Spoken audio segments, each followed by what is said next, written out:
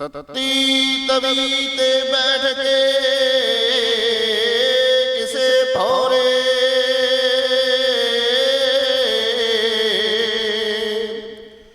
ਕਰਨੀ ਸਬਰ ਦੀ ਦਸੀ ਹੈ ਜੰਗ ਤੈਨੂੰ। ਆਸ਼ਿਕ ਕਿਸੇ ਨੇ ਚਾਂਦਨੀ ਚੌਂਕ ਅੰਦਰ ਮਰ ਕੇ ਜਿਉਣ ਦਾ ਦੱਸਿਆ ਢੰਗ ਤੈਨੂੰ। ਮਸਤੀ ਲੱਥੀ ਨਾ ਤੇਰੀ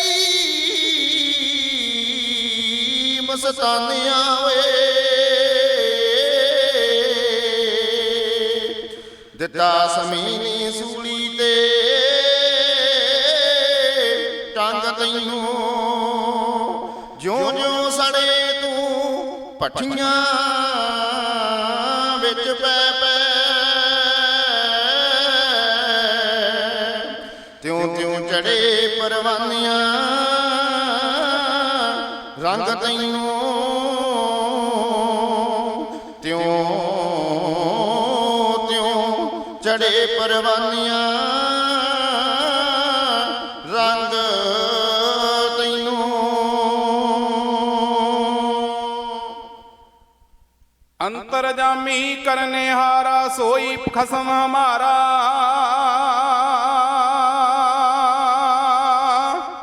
निर्भव भय गुर चरनी लागा एक राम नाम अदारा। मैं मूर्ख की केत कबात है कोट परादी तरियारे। गुरु नानक जिन सुनिया पेखिया से फिर गुरबास न परियारे। दाता तू दुनिया दा वाली दरते आ गए कास वाली। पादे पिकिया मोड़ ना खाली हथ बने अर्ज गुजार दे। डको डोले खांडी बेड़ी जीवन दी दातिया तू कर पार दे। तेरे दर तो रहमत पाके बंदना करिए सी झुका के ते फिर संगतां दे विच जाके सिफतां गाइए तेरियां। ओडिया सरा तक लिया तेरे चरना दा बाकी सब ढाइयां ढेरियां।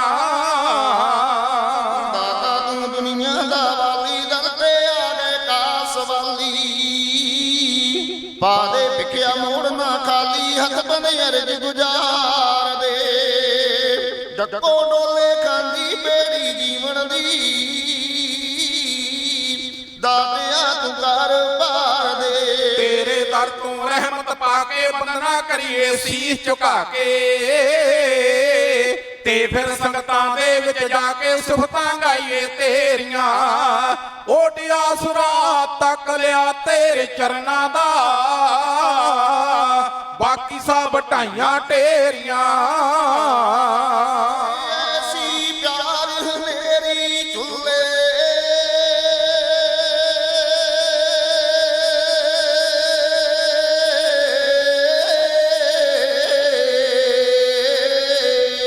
ऐसी प्यार हनेरी चुल्ले रुकिए नाम तेरे दे बुल्ले।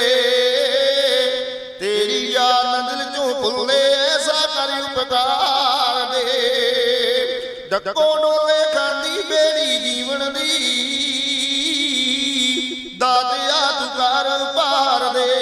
हे 4 दिनां दे दावे इत्थे कोई आवे कोई जावे। भैड़ा मन काबू ना आवे करदा हेरा फेरियां। ओडिया सरा तक लिया तेरे चरना दा बाकी सब ढाइयां ढेरियां। परमा विष्णु इंद्र ते आउंदे महिमा नाम तेरे दी गाउंदे। डुबियां ज्ञान गंगा विच लाउंदे शस्त्र वेद प्रकार दे। डको डोले खांदी बेड़ी जीवन दी दातिया तू कर पार दे। तेरा जरे जरे ਚ ਵਾਸਾ ਤੇਰਾ ਭਗਤਾਂ ਨੂੰ ਪਰਵਾਸਾ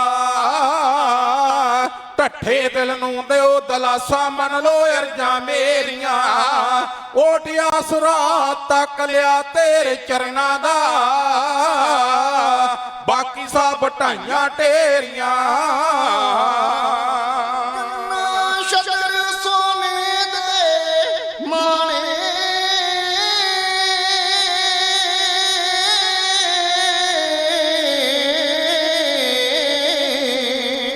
ਜਿੰਨਾ ਸ਼ਤਰ ਸੋਨੇ ਦੇ ਮਾਣੇ ਤੇ ਤੁਰ ਗਏ ਕਈ ਰਾਜੇ ਕਈ ਰਾਣੀ ਪੜ ਕੇ ਵੇਦ ਜੋ ਬਣੇ ਸਿਆਣੇ ਵੇਖੇ ਬਾਜੀ ਹਾਰ ਦੇ ਡੱਕੋ ਡੋਲੇ ਖਾਂਦੀ ਬੇੜੀ ਜੀਵਨ ਦੀ ਦਾਤਿਆ ਤੂੰ ਕਰ ਪਾਰ ਦੇ ਨਾ ਮੈਂ ਸਾਰ ਪਿੰਗਲ ਦੀ ਜਾਣਾ ਨਾ ਮੈਂ ਅਕਲੋਂ ਬਹੁਤ ਸਿਆਣਾ ਮੰਗਾ ਕਾਵ ਦੀ ਪੀਖ ਨਮਾਣਾ ਬਖਸ਼ੋ ਹੱਲਾ ਸ਼ੇਰੀਆਂ ਓਟਿਆ ਸੁਰਾ ਤੱਕ ਲਿਆ ਤੇਰੇ ਚਰਨਾਂ ਦਾ ਬਾਕੀ ਸਭ ਢਾਈਆਂ ਢੇਰੀਆਂ ਦਿਲ ਚੋਂ ਦੂਈ ਦਵੈਤ ਮਟਾ ਦੇ ਐਸੀ ਪਿਆਰ ਦੀ ਜੋਤ ਜਗਾ ਦੇ ਉਪਰੋਂ ਕਣੀ ਮੇਰ ਦੀ ਪਾ ਦੇ ਤਪਿਆ ਤਨ ਮਨ ਠਾਰ ਦੇ ਡੱਕੋ ਡੋਲੇ ਖਾਂਦੀ ਬੇੜੀ ਜੀਵਨ ਦੀ ਦਾਤਿਆ ਤੂੰ ਕਰ ਪਾਰ ਦੇ ਭਾਗੋ ਵਾਲੀਆ ਮੁੜ ਮੁੜ ਕਹਿੰਦਾ ਮਨ ਨਹੀਂ ਹੋਰ ਵਿਛੋੜਾ ਸੈਂਦਾ ਜਾਂਦਾ ਨੀ ਰਦਮਾਂ ਦਾ ਵਹਿੰਦਾ ਕਾਤੋਂ ਕਰਦੇ ਤੇਰੀਆਂ ਓਟਿਆ ਸੁਰਾ ਤੱਕ ਲਿਆ ਤੇਰੇ ਚਰਨਾਂ ਦਾ ਬਾਕੀ ਸਭ ਢਾਈਆਂ ਢੇਰੀਆਂ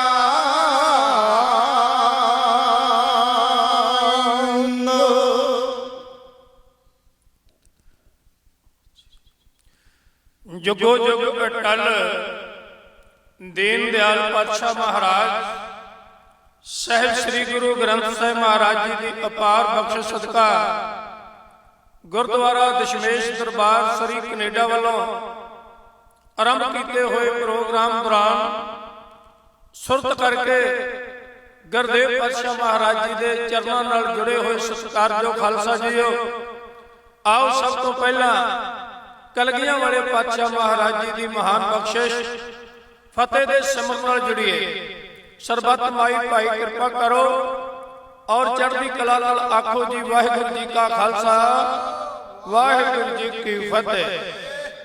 ਧੰਨਵਾਦ ਹੈ ਉਸ ਅਕਾਲ ਪੁਰਖ ਪਰਮੇਸ਼ਰ ਦਾ ਸਾਹਿਬ ਸ੍ਰੀ ਗੁਰੂ ਗ੍ਰੰਥ ਸਾਹਿਬ ਮਹਾਰਾਜ ਜੀ ਦਾ ਜਿਨ੍ਹਾਂ ਨੇ ਅਪਾਰ ਬਖਸ਼ਿਸ਼ ਕਰਕੇ ਪ੍ਰਬੰਧਕਾਂ ਦੇ ਸਿਰ ਉੱਤੇ ਮਿਹਰ ਭਰੇ ਹੱਥ ਰੱਖ ਕੇ ਇਹ ਵੱਡਾ ਪ੍ਰੋਗਰਾਮ ਸ਼ੁਰੂ ਕੀਤਾ ਤਾਂ ਕਿ ਜੋ ਮਾਹੌਲ ਚੱਲ ਰਿਹਾ ਹੈ ਕੋਰੋਨਾ ਵਾਇਰਸ ਦੀ ਬਿਮਾਰੀ ਦਾ ਜਿਸ ਕਰਕੇ ਸਮੁੱਚਾ ਸੰਸਾਰ ਭੈ ਭੀਤ ਹੋਇਆ ਤੇ ਉਸ ਵਾਜੂਮੰਡਲ ਵਿੱਚੋਂ ਬਾਹਰ ਕੱਢਣ ਵਾਸਤੇ ਔਰ ਸਿੱਖੀ ਦੇ ਪ੍ਰਚਾਰ ਤੇ ਪ੍ਰਸਾਰ ਹਿੱਤ ਇਹ ਜੋ ਚੈਨਲ ਪੰਜਾਬੀ ਰਾਹੀਂ ਲਾਈਵ ਪ੍ਰੋਗਰਾਮ ਟੈਲੀਕਾਸਟ ਕੀਤਾ ਜਾ ਰਿਹਾ ਹੈ ਸ਼ੁਰੂ ਕੀਤਾ ਗਿਆ ਹੈ ਇਹ ਬਹੁਤ ਵੱਡੀ ਮਹੱਤਤਾ ਰੱਖਦਾ ਹੈ। ਆਪ ਜੀ ਕੰਮ ਕਾਜ ਕਰਦੇ ਆ ਘਰਾਂ ਵਿੱਚ ਬੈਠੇ ਆ ਆਪਣੀ ਸੁਰਤ ਦੇ ਨਾਲ ਇਸ ਮਾਧਿਅਮ ਰਾਹੀਂ ਜਿੱਥੇ ਗੁਰੂ ਗ੍ਰੰਥ ਸਾਹਿਬ ਮਹਾਰਾਜ ਜੀ ਦੀ ਰੱਬੀ ਗੁਰਬਾਣੀ ਦੇ ਕੀਰਤਨ ਸ਼ਬਦ ਕਥਾ ਵਿਚਾਰ ਉੱਥੇ ਗੌਰਵਮਈ ਇਤਿਹਾਸ ਦੇ ਪੱਤਰਿਆਂ ਨੂੰ ਸਰਵਣ ਕਰ ਸਕਦੇ ਹੋ। ਯਾਦ ਰੱਖੋ ਖਾਲਸਾ ਜੀ ਬਾਰ-ਬਾਰ ਕਿਸੇ ਚੀਜ਼ ਦਾ ਚਿੰਤਨ ਕਰੀ ਜਾਈਏ ਤੇ ਉਹ ਚੀਜ਼ ਵਸ ਜਾਂਦੀ ਹੈ ਸਾਡੀ ਰੂਹ ਵਿੱਚ। ਇਸੇ ਤਰ੍ਹਾਂ ਇੱਕ ਹੀ ਚੀਜ਼ ਬਾਰੇ ਸੋਚੀ ਜਾਣਾ ਇਹ ਵੀ ਸਾਡੇ ਮਨ ਦੀ ਇੱਕ ਕਮਜ਼ੋਰੀ ਹੋਣੇ ਬਿੜਦੀ ਹੈ। ਤਾਂ ਪ੍ਰਬੰਧਕਾਂ ਦਾ ਇਹ ਯਤਨ ਹੈ ਕਿ ਅਸੀਂ ਖੁੱਲੇ ਆਕਾਸ਼ ਵਿੱਚ ਅਡਾਰੀਆਂ ਲਾਈਏ ਔਰ ਗੁਰੂ ਕੇ ਸ਼ਬਦ ਨਾਲ ਜੁੜ ਕੇ ਇਤਿਹਾਸ ਨਾਲ ਜੁੜ ਕੇ ਆਪਣੇ ਵੱਡੇ ਵਡੇਰਿਆਂ ਦੇ ਇਤਿਹਾਸ ਨੂੰ ਸਰਵਣ ਕਰਕੇ ਗੁਰਦੇਵ ਪਾਤਸ਼ਾਹ ਮਹਾਰਾਜ ਜੀ ਦੀ ਰਹਿਮਤ ਨਾਲ ਜੁੜੇ। ਸਾਡੇ ਤੋਂ ਪਹਿਲਾਂ ਗਿਆਨੀ ਜੀ ਹੁਣਾਂ ਨੇ ਕੀਰਤਨ ਦੀ ਸਾਂਝ ਪਾਈ ਹੈ ਉਪਰੰਤ ਗਿਆਨੀ ਦਰਬਾਰ ਸਿੰਘ ਜੀ ਹੁਣਾਂ ਸ਼ਬਦ ਦੀ ਕਥਾ ਕੀਤੀ ਹੈ। ਹੁਣ ਵਾਰੀ ਹੈ ਸ਼ਹੀਦਾਂ ਦੇ ਇਤਿਹਾਸ ਦੀ। ਮੈਂ ਕੱਲ ਵੀ ਬੇਨਤੀ ਕੀਤੀ ਸੀ ਇਹ ਪ੍ਰੋਗਰਾਮ ਖਾਲਸਾ ਸਾਜਨਾ ਦਿਵਸ ਨੂੰ ਸਮਰਪਿਤ ਹੈ ਔਰ ਸਾਹਿਬ ਸ੍ਰੀ ਗੁਰੂ ਗੋਬਿੰਦ ਸਿੰਘ ਮਹਾਰਾਜ ਜੀ ਦੀਆਂ ਬਖਸ਼ਾਂ ਉਹਨਾਂ ਨੂੰ ਸਮਰਪਿਤ ਹੈ ਕਿਉਂਕਿ ਮਹਾਰਾਜ ਜੀ ਨੇ ਵਿਸਾਖੀ ਵਾਲੇ ਦਿਨ ਮਨੁੱਖ ਨੂੰ ਸੰਪੂਰਨ ਕੀਤਾ ਸੀ ਕੋਈ ਵੀ ਚੀਜ਼ ਅਧੂਰੀ ਚੰਗੀ ਨਹੀਂ ਲੱਗਦੀ ਤੇ ਅਧੂਰਾ ਮਨੁੱਖ ਵੀ ਚੰਗਾ ਨਹੀਂ ਲੱਗਦਾ। ਗੁਰਦੇਵ ਪਾਤਸ਼ਾਹ ਮਹਾਰਾਜ ਜੀ ਨੇ ਸਾਰੇ ਗੁਣ ਸਿੱਖ ਦੀ ਸ਼ਖਸੀਅਤ ਵਿੱਚ ਭਰ ਕੇ ਮਾਲਾ ਸਿਮਰਨ ਔਰ ਨਾਲ ਨਾਲ ਗੈਰਤ ਤੇ ਅਜ਼ਮਤ ਦੀ ਪ੍ਰਤੀਕ ਸ੍ਰੀ ਸਾਹਿਬ ਇਹ ਸਾਰੇ ਕਕਾਰਾਂ ਨੂੰ ਇਕੱਤਰ ਕਰਕੇ ਉਹਨੂੰ ਇੱਕ ਖਾਲਸੇ ਦਾ ਰੂਪ ਦਿੱਤਾ। ਪਰ ਇਸ ਮੰਜ਼ਿਲ ਤੱਕ ਪਹੁੰਚਦਿਆਂ ਸਿੱਖ ਇਤਿਹਾਸ ਨੇ ਬੜਾ ਲੰਮਾ ਪੈਂਡਾ ਤੈਅ ਕੀਤਾ ਹੈ ਔਰ ਸਾਡਾ ਇਤਿਹਾਸ ਸਾਨੂੰ ਇਸ ਗੱਲ ਦੀ ਦੱਸ ਪਾਉਂਦਾ ਹੈ ਕਿ ਇਸ ਧਰਤੀ ਉੱਤੇ ਸਾਡੇ ਸਤਿਗੁਰਾਂ ਨੇ ਇੱਕ ਨਵੇਂ ਧਰਮ ਦੀ ਨੀਂਹ ਰੱਖੀ, ਨਵੇਂ ਧਰਮ ਦਾ ਆਗਾਜ਼ ਕੀਤਾ। ਜਿਵੇਂ ਜਿਵੇਂ ਇਹ ਧਰਮ ਦੀ ਲਹਿਰ ਵੱਧਦੀ ਗਈ, ਲੋਕ ਇਹਦੇ ਨਾਲ ਜੁੜਦੇ ਗਏ, ਵਕਤ ਦੀਆਂ ਸਰਕਾਰਾਂ ਦਾ ਇਹਦੇ ਨਾਲ ਟਕਰਾਅ ਹੋ ਗਿਆ ਔਰ ਕਈ ਵਾਰੀ ਟਕਰਾਅ ਇੰਨਾ ਭਿਆਨਕ ਹੋਇਆ ਜਿਹਦੇ ਵਿੱਚ ਸਾਡੇ ਪਾਤਸ਼ਾਹਾਂ ਨੂੰ ਆਪਣੀਆਂ ਕੁਰਬਾਨੀਆਂ ਦੇਣੀਆਂ ਪਈਆਂ। ਪਰ ਇਹਨਾਂ ਸਖਤ ਚੁਣੌਤੀਆਂ ਦੇ ਬਾਵਜੂਦ ਵੀ ਸਿੱਖੀ ਲਹਿਰ ਦੇ ਜਿਹੜੇ ਮੁਖੀ ਸਨ ਉਹਨਾਂ ਨੇ ਆਪਣੀ ਮੰਜ਼ਿਲ ਨੂੰ ਰੋਕਿਆ ਨਹੀਂ, ਸਗੋਂ ਇਹ ਲਹਿਰ ਅੱਗੇ ਵਧਦੀ ਗਈ ਔਰ ਸੰਸਾਰ ਦਾ ਹਿੱਸਾ ਬਣਦੇ ਗਏ। ਅੱਜ ਕੁੱਲ ਦੁਨੀਆ ਦੀ ਆਬਾਦੀ 7 ਅਰਬ ਦੇ ਕਰੀਬ ਹੈ, ਉਹਦੇ ਵਿੱਚ ਆਪਾਂ 2-2.5 ਕਰੋੜ ਹੈ ਗੁਰੂ ਨਾਨਕ ਦੇ ਘਰ ਨੂੰ ਮੰਨਣ ਵਾਲੇ।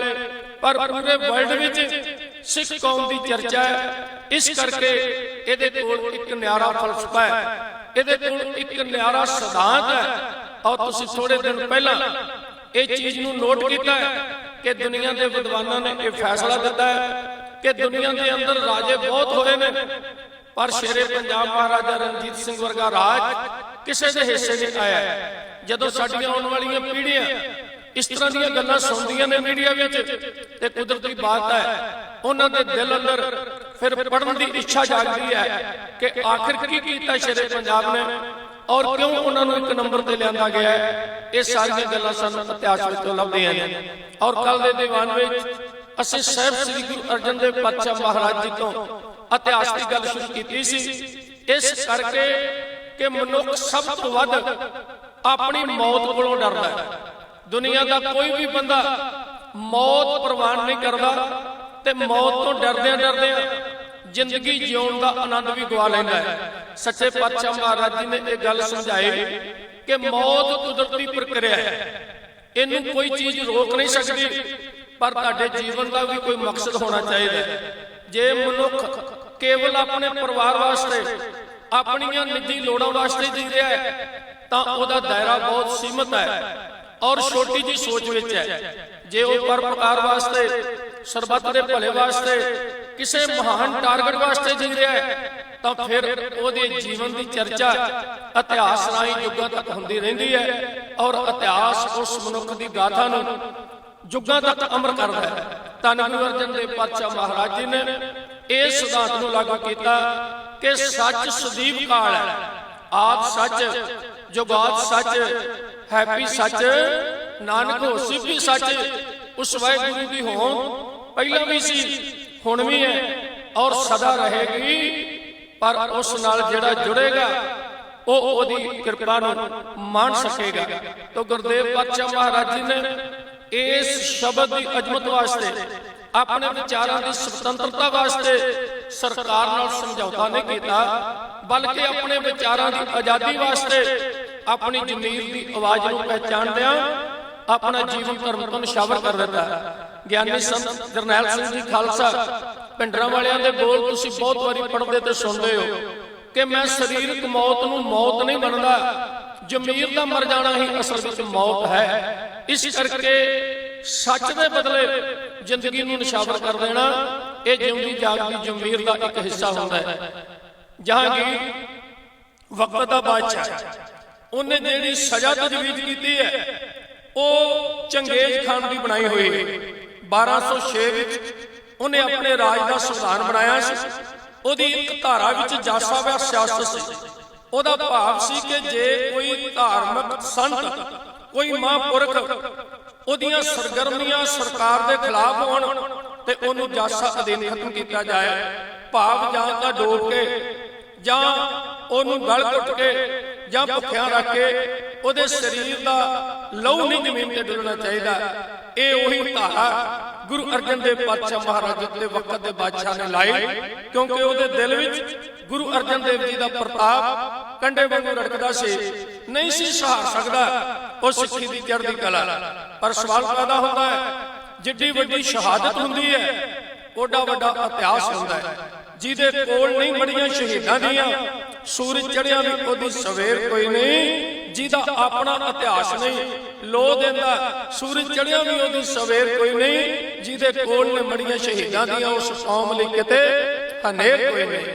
ਗੁਰੂ ਅਰਜਨ ਦੇਵ ਪਾਤਸ਼ਾਹ ਮਹਾਰਾਜ ਜੀ ਤੋਂ ਪਹਿਲਾਂ ਵੀ ਬਹੁਤ ਸਾਰੇ ਇਸ ਤਰ੍ਹਾਂ ਦੇ ਕਾਂਡ ਮਿਲਦੇ ਨੇ। ਜਦੋਂ ਕਿਸੇ ਰੇਪਰ ਦਾ ਵਾਹ ਅੱਗ ਨਾਲ ਪੈਂਦਾ ਰਿਹਾ, ਅਸੀਂ ਇਤਿਹਾਸ ਪੜ੍ਹਦੇ ਹਾਂ, ਇਹ ਅੱਗ ਭਗਤ ਪ੍ਰਹਲਾਦ ਦੇ ਸਾਹਮਣੇ ਵੀ ਆਉਂਦੀ ਹੈ। ਇਹੀ ਅੱਗ ਹਜ਼ਰਤ ਇਬਰਾਹੀਮ ਦੇ ਸਾਹਮਣੇ ਵੀ ਆਉਂਦੀ ਹੈ। ਇਹੀ ਅੱਗ ਫਰਾਂਸ ਦੀ ਇਨਕਲਾਬੀ ਕੁੜੀ ਇਓਨਾ ਫਾਰਕ, ਜਿਹਨੂੰ ਸਰਕਾਰ ਨੇ ਤੇ ਪਾਦਰੀਆਂ ਨੇ ਰਲ ਕੇ ਔਰ ਗੁਰੂ ਨਾਨਕ ਸਾਹਿਬ ਮਹਾਰਾਜ ਜੀ ਦੇ ਪ੍ਰਕਾਸ਼ ਤੋਂ 30 ਸਾਲ ਪਹਿਲਾਂ ਭਰ ਜਵਾਨੀ ਦੀ ਉਮਰ ਵਿੱਚ 19 ਸਾਲ ਦੀ ਉਮਰ ਵਿੱਚ ਜਿਉਂਦਿਆਂ ਸਾੜ ਦਿੱਤਾ ਸੀ। ਔਰ ਅੱਗ ਦਾ ਵਾਹ ਗੁਰੂ ਅਰਜਨ ਦੇਵ ਪਾਤਸ਼ਾਹ ਨਾਲ ਵੀ ਪੈਂਦਾ ਹੈ। ਇਤਿਹਾਸ ਦੇ ਪੱਤਰੇ ਦੱਸਦੇ ਨੇ ਕਿ ਭਗਤ ਪ੍ਰਹਲਾਦ ਦੇ ਵਕਤ ਪਰਮੇਸ਼ਰ ਕੀੜੀ ਦਾ ਰੂਪ ਧਾਰਨ ਕਰਕੇ ਆ ਗਿਆ ਔਰ ਭਗਤ ਜੀ ਇਸ ਇਮਤਿਹਾਨ ਵਿੱਚੋਂ ਪਾਸ ਹੋ ਗਏ। ਔਰ ਹਜ਼ਰਤ ਇਬਰਾਹੀਮ ਦੇ ਸਮੇਂ ਬਲਦੇ ਹੋਏ ਅੰਗਿਆਰ ਠੰਡੇ ਹੋ ਗਏ, ਕਿਉਂਕਿ ਵਕਤ ਦੇ ਬਾਦਸ਼ਾਹ ਨਮਰੂਦ ਨੇ ਕਿਹਾ ਸੀ, ਤੈਨੂੰ ਲੋਕ ਖਲੀਲੁੱਲਾ ਕਹਿੰਦੇ ਨੇ, ਤੈਨੂੰ ਲੋਕ ਖੁਦਾ ਦਾ ਦੋਸਤ ਕਹਿੰਦੇ ਨੇ, ਤੈਨੂੰ ਲੋਕ ਖੁਦਾ ਦਾ ਹਰਮਨ ਪਿਆਰਾ ਕਹਿੰਦੇ ਨੇ। ਜੇ ਸੱਚਮੁੱਚ ਤੇਰੇ ਵਿੱਚ ਇਸ ਤਰ੍ਹਾਂ ਦੀ ਕਰਨੀ ਹੈ ਤੇ ਬਲਦੇ ਅੰਗਿਆਰਾਂ ਤੇ ਤੁਰ ਕੇ ਇਮਤਿਹਾਨ ਦੇ। ਇਤਿਹਾਸ ਕਹਿੰਦਾ ਜਦ ਉਹ ਇਸ ਪ੍ਰਕਿਰਿਆ ਨੂੰ ਪੂਰਾ ਕਰਨ ਲੱਗਾ ਔਰ ਬਲਦੇ ਹੋਏ ਅੰਗਿਆਰ ਸ਼ਾਂਤ ਹੋਏ, ਇਮਤਿਹਾਨ ਵਿੱਚ ਪਾਸ ਹੋ ਗਿਆ। ਬਹੁਤ ਸਾਰੇ ਤਰਕਵਾਦੀ ਲੋਕ ਇਸ ਤਰ੍ਹਾਂ ਦੇ ਸਵਾਲ ਵੀ ਖੜੇ ਕਰ ਦਿੰਦੇ ਨੇ ਕਿ ਗੁਰੂ ਅਰਜਨ ਦੇਵ ਪਾਤਸ਼ਾਹ ਮਹਾਰਾਜ ਜੀ ਦੇ ਵਕਤ ਇਸ ਤਰ੍ਹਾਂ ਕਿਉਂ ਨਾ ਹੋਇਆ। ਉਹਦਾ ਜਵਾਬ ਹੈ, ਹਰ ਰਹਿਬਰ ਦਾ ਮਾਲਕ ਉਹ ਅਕਾਲ ਪੁਰਖ ਪਰਮੇਸ਼ਰ ਬ੍ਰਹਮੰਡ ਦਾ ਸਿਰਜਣਹਾਰ ਹੈ। ਜਦ ਉਸ ਨੂੰ ਪਤਾ ਲੱਗਦਾ ਹੈ ਕਿ ਮੇਰਾ ਇਮਤਿਹਾਨ ਦੇਣ ਵਾਲਾ ਰਹਿਬਰ ਕਿਤੇ ਕਮਜ਼ੋਰ ਹੈ ਤਾਂ ਉਹਦੀ ਸਹਾਇਤਾ ਕਰਕੇ ਉਹਨੂੰ ਇਮਤਿਹਾਨ ਵਿੱਚੋਂ ਪਾਸ ਕਰ ਦਿੰਦਾ ਹੈ, ਭਾਵ ਰਿਆਇਤੀ ਨੰਬਰ ਦੇ ਦਿੰਦਾ ਹੈ। ਤੇ ਜਦ ਉਸ ਨੂੰ ਮਾਣ ਹੁੰਦਾ ਹੈ ਕਿ ਅੱਜ ਇਮਤਿਹਾਨ ਦੇਣ ਵਾਲਾ ਉਹ ਰਹਿਬਰ ਉਹ ਪੂਰਨ ਸਮਰੱਥ ਹੈ, ਇੱਕ ਇਮਤਿਹਾਨ ਤਾਂ ਕੀ ਇਸ ਤਰ੍ਹਾਂ ਦੇ ਹਜ਼ਾਰਾਂ ਇਮਤਿਹਾਨ ਵੀ ਸਾਹਮਣੇ ਆ ਜਾਣ ਤੇ ਗੁਰੂ ਅਰਜਨ ਦੇਵ ਪਾਤਸ਼ਾਹ ਮਹਾਰਾਜ ਜੀ ਉਹਨਾਂ ਇਮਤਿਹਾਨਾਂ ਵਿੱਚੋਂ ਪਾਸ ਹੋ ਸਕਦੇ ਨੇ।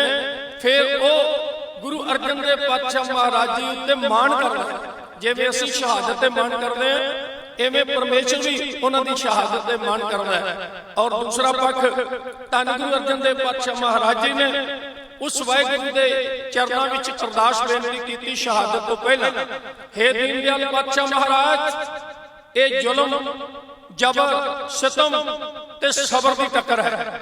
ਐ ਸਤਮਗਰਾ ਦੋਨੋਂ ਅਜਮਾਏ ਹੁਨਰ ਆਪਣਾ, ਮੈਂ ਜਿਗਰ ਅਜਮਾਊਂਗਾ ਤੂੰ ਅਜਮਾ ਖੰਜਰ ਆਪਣਾ। ਤੇ ਸੱਚੇ ਪਾਤਸ਼ਾਹ ਮਹਾਰਾਜ ਅੱਗ ਨੂੰ ਅੱਗ ਰਹਿਣ ਦੇ, ਸੇਕ ਨੂੰ ਸੇਕ ਰਹਿਣ ਦੇ, ਰੇਤ ਨੂੰ ਬਲਦੀ ਰੇਤ ਰਹਿਣ ਦੇ, ਪਰ ਮੇਰੇ ਹੀ ਜਿਗਰ ਵਿੱਚ ਇੰਨੀ ਹਿੰਮਤ ਭਰ ਦੇ ਕਿ ਮੈਂ ਤਪਦੀਆਂ ਹੋਈਆਂ ਲਾਟਾਂ ਤੇ ਬਹਿ ਕੇ ਵੀ ਆਪਣੀ ਸੁਰਤ ਤੇਰੇ ਨਾਮ ਨਾਲ ਜੋੜ ਕੇ ਤੇਰੇ ਪ੍ਰੇਮ ਦੇ ਆਨੰਦ ਦੇ ਹਲਾਰਿਆਂ ਨੂੰ ਮਾਣ ਸਕਾਂ। ਇਹ ਗੁਰੂ ਅਰਜਨ ਦੇਵ ਪਾਤਸ਼ਾਹ ਮਹਾਰਾਜ ਜੀ ਦੀ ਅਰਦਾਸ ਸੀ। ਫਿਰ ਕੀ ਹੋਇਆ? ਦੇਗ ਵਿੱਚ ਉਬਾਲੇ ਜਾਣ ਤੋਂ ਬਾਅਦ ਤੱਤੀ ਤਵੀਲ ਤੇ ਬਿਠਾ ਕੇ ਅਸੀਂ ਇਹ ਦਿਨ ਦਾ ਪ੍ਰੋਗਰਾਮ ਬਣਾਇਆ। ਕਹਿਰ ਦੀ ਗਰਮੀ, ਸੂਰਜ ਤਪਦਾ ਰਿਹਾ, ਧਰਤੀ ਮਗਦੀ ਰਹੀ, ਅੱਗ ਬਲਦੀ ਰਹੀ, ਰੇਤ ਪੈਂਦੀ ਰਹੀ, ਹਵਾਵਾਂ ਕੰਬਦੀਆਂ ਰਹੀਆਂ, ਪਰ ਦੁਨੀਆ ਦੇ ਮਾਲਕ ਸ਼ਹੀਦਾਂ ਦੇ ਸਰਤਾਜ ਸਾਹਿਬ ਸ੍ਰੀ ਗੁਰੂ ਅਰਜਨ ਦੇਵ ਪਾਤਸ਼ਾਹ ਮਹਾਰਾਜ ਤਤੀਆਂ ਤਵੀਆਂ ਤੇ ਬਹਿ ਕੇ ਉਸ ਪਰਮੇਸ਼ਰ ਦੇ ਨਾਮ ਨੂੰ ਧਿਆ ਕੇ ਜਿਵੇਂ ਆਪਣੀ ਮੰਜ਼ਿਲ ਨੂੰ ਸਰ ਕਰਦੇ ਗਏ। ਇਹਨਾਂ ਸ਼ਬਦਾਂ ਵਿੱਚ ਕਿਉਂ ਬੇਨਤੀ ਕੀਤੀ ਜਾ ਰਹੀ ਹੈ? ਗੁੱਸੇ ਵਿੱਚ ਚੰਦੂ ਨੇ ਕੀਤਾ ਹੁਕਮ ਕਹਿਰ ਦਾ ਭਾਰੀ, ਲੋ ਰੱਖ ਕੇ ਅੱਗ ਉੱਤੇ ਕੀਤੀ ਲਾਲ ਜਿਵੇਂ ਅੰਗਿਆਰੀ। ਲਿਆ ਮਾਰ ਚੌਂਕੜਾ ਜੀ ਸੱਚੇ ਰੱਬ ਦਾ ਸ਼ੁਕਰ ਮਨਾ ਕੇ, ਧੰਨ ਅਰਜਨ ਦੇਵ ਗੁਰੂ ਬਹਿ ਗਏ ਤਵੀ ਤੇ ਆਸਣ ਲਾ ਕੇ। ਚੰਦੂ ਨੇ ਕੀਤਾ ਹੁਕਮ ਕਹਿਰ ਦਾ ਭਾਰੀ, ਲੋ ਰੱਖ ਕੇ ਅੱਗ ਉੱਤੇ ਕੀਤੀ ਲਾਲ ਜਿਵੇਂ ਅੰਗਿਆਰੀ। ਲਿਆ ਮਾਰ ਚੌਂਕੜਾ ਜੀ ਸੱਚੇ ਰੱਬ ਦਾ ਸ਼ੁਕਰ ਮਨਾ ਕੇ, ਧੰਨ ਅਰਜਨ ਦੇਵ ਗੁਰੂ ਬਹਿ ਗਏ ਤਵੀ ਤੇ ਥੱਲਿਓਂ ਮੱਚਦੀ ਸੀ ਪੈਂਦੀ ਰੇਤ ਸੀਸ ਤੇ ਤਤੀ ਅੰਬਰ ਵੀ ਡੋਲ ਗਿਆ ਹਾਹਾਕਾਰ ਚ ਵੇਰੇ ਮਚੀ ਉਹ ਪਾਪੀ ਦਿਲ ਡੋਲੇ ਨਾ ਬੈਠੇ ਰੱਬ ਦਾ ਖੌਫ ਭੁਲਾ ਕੇ ਧੰਨ ਅਰਜਨ ਦੇਵ ਗੁਰੂ ਬਹਿ ਗਏ ਤਵੀ ਤੇ ਆਸਣ ਲਾ ਕੇ ਸੀ ਫਸਲਾਂ ਪੁੱਜ ਰਹੀਆਂ ਸੜਕਾਂ ਨਾਲ ਸੇਕਦੇ ਸੀਨਾ ਸੀ ਫਸਲਾਂ ਪੁੱਜ ਰਹੀਆਂ ਸੜਕਾਂ ਨਾਲ ਸੇਕਦੇ ਸੀਨਾ ਸੀ ਸੂਰਜ ਸ਼ਿਖਰਾਂ ਤੇ ਉਤੋਂ ਕਹਿਰੀ ਜੇਠ ਮਹੀਨਾ ਅੱਗ ਵਰਦੀ ਹਰ ਪਾਸੇ ਪੰਛੀ ਡਿੱਗਦੇ ਸੀ ਕੁਰਲਾ ਕੇ ਧੰਨ ਅਰਜਨ ਦੇਵ ਗੁਰੂ ਬਹਿ ਗਏ ਤਵੀ ਤੇ ਆਸਣ ਲਾ ਕੇ ਪਾਪੀ ਹੱਥ ਕੰਮਦੇ ਨਾ ਰੇਤ ਦੇ ਭਰ ਭਰ ਕੜਛੇ ਪਾਉਂਦੇ ਅੱਜ ਰੱਬ ਦੇ ਬੰਦਿਆਂ ਤੇ ਬੰਦੇ ਰੱਬ ਤੇ ਜ਼ੁਲਮ ਕਮਾਉਂਦੇ ਸਤਿਗੁਰ ਨਾ ਡੋਲੇ ਸੀ ਖੁਸ਼ੀ ਗੀਤ ਹਰੀ ਦੇ ਗਾ ਕੇ ਧੰਨ ਅਰਜਨ ਦੇਵ ਗੁਰੂ ਬਹਿ ਗਏ ਤਵੀ ਤੇ ਆਸਣ ਲਾ ਕੇ ਅੱਗ ਵਿੱਚ ਲਾਹੌਰ ਵਾਲੇ ਡਾਡਾ ਦਿਲ ਰਾਵੀ ਦਾ ਰੋਂਦਾ ਓ ਡਾਡਾ ਦਿਲ ਰਾਵੀ ਦਾ ਰੋਂਦਾ ਇੱਕ ਮੀਆਂ ਮੀਰ ਦਿਸੇ ਨੈਣੋ ਸ਼ਮ ਸ਼ਮ ਨੀਰ ਬਹਾਉਂਦਾ ਸੋਭਾ ਦਰ ਮਾਲਕ ਦੇ ਹੋ ਸੋਭਾ ਦਰ ਮਾਲਕ ਦੇ ਮਿਲਦੀ ਆਪਣਾ ਆਪ ਗਵਾ ਕੇ ਧੰਨ ਅਰਜਨ ਦੇਵ ਗੁਰੂ ਬਹਿ ਗਏ ਤਵੀ ਤੇ ਆਸਣ ਲਾ ਕੇ ਲੈ ਗੁਰੂ ਨਾਨਕ ਨੇ ਨੀਸੀ ਸਿੱਖ ਧਰਮ ਦੀ ਰੱਖੀ ਚੱਕੜਾਂ ਵਿੱਚ ਛਿੜਕੇ ਨਾ ਕਰਤੀ ਗੁਰੂ ਅਰਜਨ ਨੇ ਪੱਕੀ ਜਦ ਮਰਨਾ ਸਿੱਖ ਲਿਆ ਕਿਵੇਂ ਲੱਗ ਜਾਊ ਮੌਤ ਡਰਾ ਕੇ ਕਿਵੇਂ ਲੱਗ ਜਾਊ ਮੌਤ ਡਰਾ ਕੇ ਧੰਨ ਅਰਜਨ ਦੇਵ ਗੁਰੂ ਬਹਿ ਗਏ ਤਵੀ ਤੇ ਆਸਣ ਲਾ ਕੇ ਚਰਬੀ ਪਈ ਵਗਦੀ ਸੀ ਚਰਬੀ ਪਈ ਵਗਦੀ ਸੀ ਪੈ ਗਏ ਲਾਲ ਜਿਸਮ ਤੇ ਛਾਲੇ ਰਹਿੰਦਾ ਤਨ ਸਾੜਨ ਲਈ ਪਾਪੀਆਂ ਕਯੋਰ ਦੀ ਬਾਲੇ ਪੱਥਰ ਦਿਲ ਬੰਦਿਆਂ ਨੂੰ ਖੋਰੇ ਮਿਲਦਾ ਕੀ ਤੜਫਾ ਕੇ ਧੰਨ ਅਰਜਨ ਦੇਵ ਗੁਰੂ ਬਹਿ ਗਏ ਤਵੀ ਤੇ ਆਸਣ ਲਾ ਕੇ ਪਹਿਲਾਂ ਦੇਗ ਚ ਰੱਖ ਕੇ ਤੇ ਕੀਤੀ ਕੰਡੂ ਨੇ ਮਨਿਆਈ ਸੁਣਦਾ ਹੰਕਾਰੀ ਨਾ ਦਿੰਦੇ ਰਹਿ ਗਏ ਲੋਕ ਦਹਾਈ ਸਿਖਰ ਨਾ ਦੱਸ ਗਿਆ ਭਾਨੀ ਮਾਰਾ ਫੁੱਲ ਮੁਰਝਾ ਕੇ ਧੰਨ ਅਰਜਨ ਦੇਵ ਗੁਰੂ ਬਹਿ ਗਏ ਤਵੀ ਤੇ ਆਸਣ ਲਾ ਕੇ ਅੱਜ ਜਬਰ ਸੀ ਸ਼ਿਖਰਾਂ ਤੇ ਅੱਗੇ ਹੱਥ ਸਬਰ ਦੀ ਹੋਈ ਪਰ ਜਾਦੇ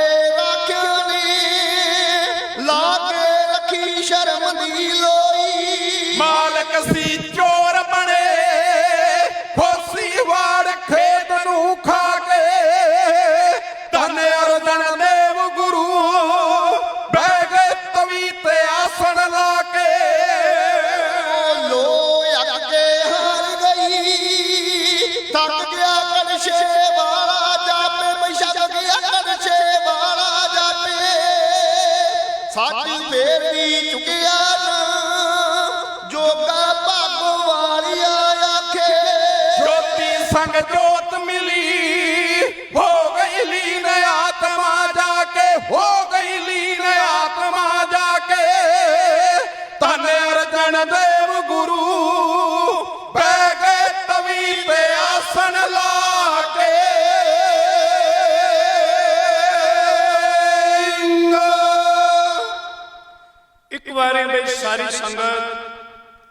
ਸ਼ਹੀਦਾਂ ਦੇ ਸਰਤਾਜ ਸਾਹਿਬ ਸ੍ਰੀ ਗੁਰੂ ਅਰਜਨ ਦੇਵ ਪਾਤਸ਼ਾਹ ਮਹਾਰਾਜ ਜੀ ਦੀ ਕਰਨੀ ਦਾ ਧਿਆਨ ਕਰਕੇ ਆਖੋ ਸਤਨਾਮ। ਦੁਨੀਆ ਦੇ ਉੱਤੇ ਬਹੁਤ ਵੱਡਾ ਇਤਿਹਾਸ ਹੈ ਸ਼ਹਾਦਤਾਂ ਦਾ, ਪਰ ਧੰਨ ਗੁਰੂ ਅਰਜਨ ਦੇਵ ਪਾਤਸ਼ਾਹ ਮਹਾਰਾਜ ਜੀ ਵਰਗੀ ਕਰਨੀ, ਉਹਨਾਂ ਵਰਗੀ ਕੁਰਬਾਨੀ ਕਿਸੇ ਬਿਰਲੇ ਦੇ ਹਿੱਸੇ ਆਉਂਦੀ ਹੈ। ਔਰ ਇੰਜ ਕਹਿ ਲਓ ਕਿ ਆਉਣ ਵਾਲੇ ਸਮੇਂ ਵਿੱਚ ਜਿੰਨੀਆਂ ਵੀ ਸ਼ਹਾਦਤਾਂ ਹੋਈਆਂ ਉਹਨਾਂ ਦਾ ਆਦਰਸ਼ ਧੰਨ ਗੁਰੂ ਅਰਜਨ ਦੇਵ ਪਾਤਸ਼ਾਹ ਮਹਾਰਾਜ ਜੀ ਦੀ ਸ਼ਹਾਦਤ ਰਿਹਾ।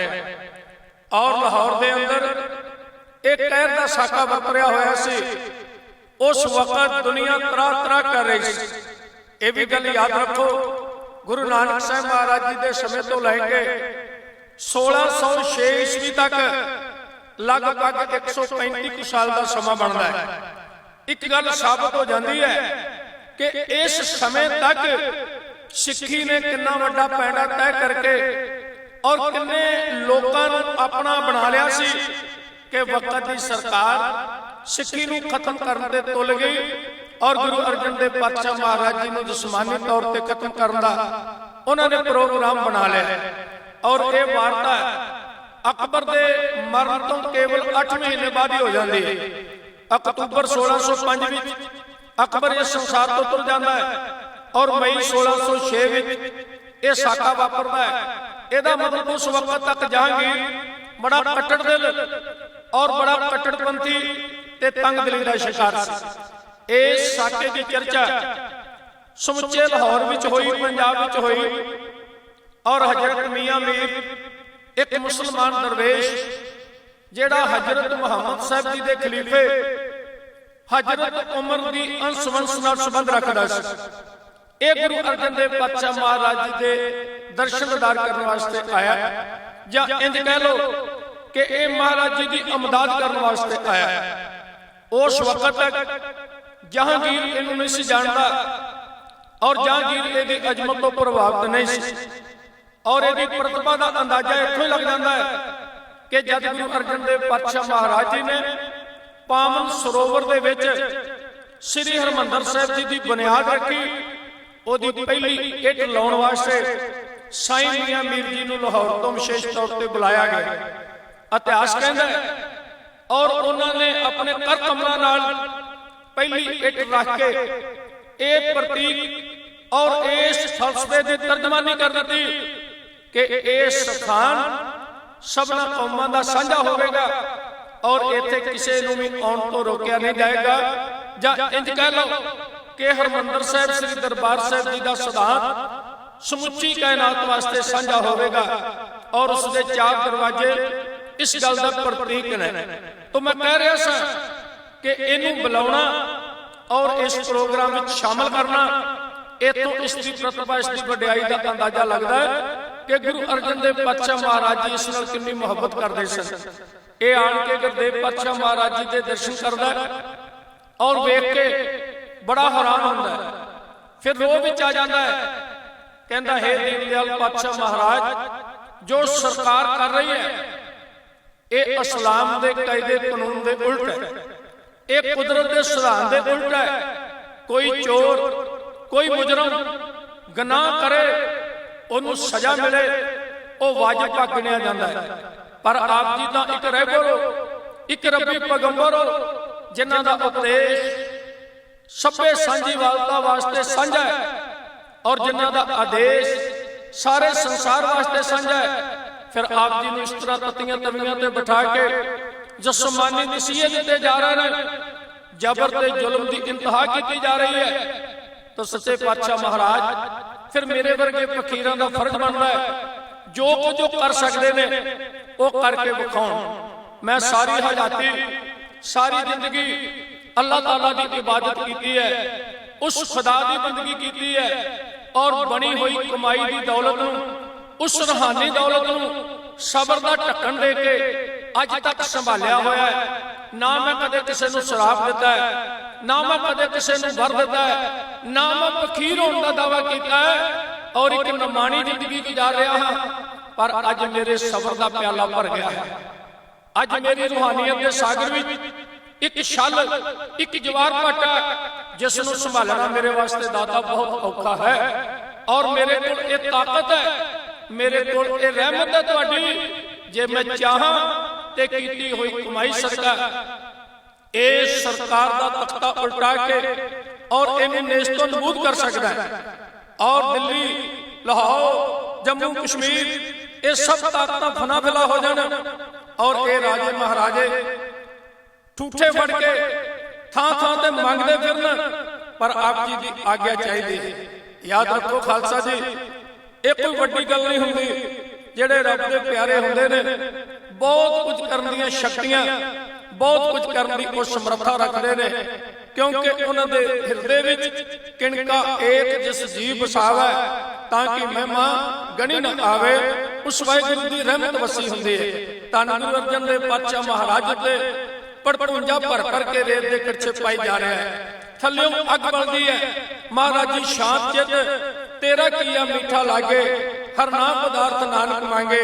ਉਸ ਵਾਹਿਗੁਰੂ ਦੇ ਭਾਣੇ ਨੂੰ ਸਵੀਕਾਰ ਕਰ ਰਹੇ ਨੇ, ਕੁਰਬਾਨੀ ਕਰ ਰਹੇ ਨੇ, ਪਰ ਸਾਈਂ ਮੀਆਂ ਮੀਰ ਉਹਨਾਂ ਤੋਂ ਆਗਿਆ ਮੰਗ ਰਿਹਾ ਹੈ ਕਿ ਮੈਂ ਕੋਈ ਕਰਾਮਾਤ ਕਰਕੇ ਸੰਸਾਰ ਨੂੰ ਦੱਸਣਾ ਚਾਹੁੰਦਾ ਹੈ ਕਿ ਜਿਹੜੀਆਂ ਸਰਕਾਰਾਂ ਇਸ ਤਰ੍ਹਾਂ ਦੇ ਜ਼ੁਲਮ ਕਰਨ ਲੱਗ ਪੈਣ, ਉਹਨਾਂ ਦੇ ਤਖਤ ਤਾਜ ਬਹੁਤਾ ਸਮਾਂ ਨਹੀਂ ਰਹਿੰਦੇ। ਕੀ ਆਖਿਆ ਸਾਈਂ ਮੀਆਂ ਮੀਰ ਨੇ ਗੁਰਦੇਵ ਪਾਤਸ਼ਾਹ ਮਹਾਰਾਜ ਜੀ ਨੂੰ ਸੰਬੋਧਨ ਕਰਕੇ, ਦੀਨ ਦਿਆਲ ਪਾਤਸ਼ਾਹ ਇੱਕ ਹੀ ਇਸ਼ਾਰਾ ਕਰਦੇ ਹੋ, ਫਿਰ ਤੁਸੀਂ ਫਕੀਰੀ ਦੀ ਕਰਾਮਾਤ ਵੇਖਿਓ। ਸੰਸਾਰ ਯਾਦ ਰੱਖੇਗਾ, ਕਿਸੇ ਨੇ ਆਪਣੇ ਦੋਸਤ ਨਾਲ, ਕਿਸੇ ਨੇ ਆਪਣੇ ਪਿਆਰੇ ਨਾਲ ਮੁਹੱਬਤ ਨੂੰ ਪਾਲਿਆ। ਬੜੀਆਂ ਪਿਆਰੀਆਂ ਲਾਈਨਾਂ ਇੱਕ ਵਾਰ ਦੇ ਰੂਪ ਵਿੱਚ ਲਿਖੀਆਂ ਨੇ। ਸਾਈਂ ਮੀਆਂ ਮੀਰ ਦੇ ਬੋਲਾਂ ਦੀ ਤਰਜਮਾਨੀ ਕਰਦੀ ਹੋਈ ਕਵਿਤਾ ਇਹਨਾਂ ਸ਼ਬਦਾਂ ਵਿੱਚ ਕਿਉਂ ਕਹੀ ਜਾ ਰਹੀ ਹੈ।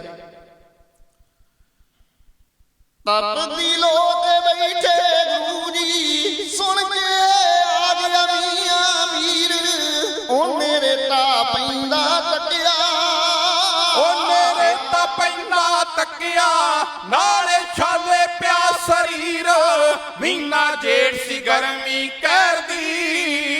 ਤਪਦੀ ਲੋ ਤੇ ਬੈਠੇ ਗੁਰੂ ਜੀ, ਸੁਣ ਕੇ ਆ ਗਿਆ ਮੀਆਂ ਮੀਰ, ਉਹਨੇ ਰੇਤਾ ਪੈਂਦਾ ਤੱਕਿਆ, ਉਹਨੇ ਰੇਤਾ ਪੈਂਦਾ ਤੱਕਿਆ, ਨਾਲੇ ਛਾਲੇ ਪਿਆ ਸਰੀਰ, ਮਹੀਨਾ ਜੇਠ ਸੀ ਗਰਮੀ ਕਰਦੀ। ਮਹੀਨਾ ਜੇਠ ਸੀ ਗਰਮੀ ਕਰਦੀ, ਉਤੋਂ ਜ਼ੁਲਮ ਦੀ ਹੋਈ ਅਖੀਰ, ਉਹਨੇ ਮੱਥੇ ਪਾਈਆਂ ਚੂੜੀਆਂ, ਉਹਨੇ ਮੱਥੇ ਪਾਈਆਂ ਤਿਊੜੀਆਂ, ਹੋ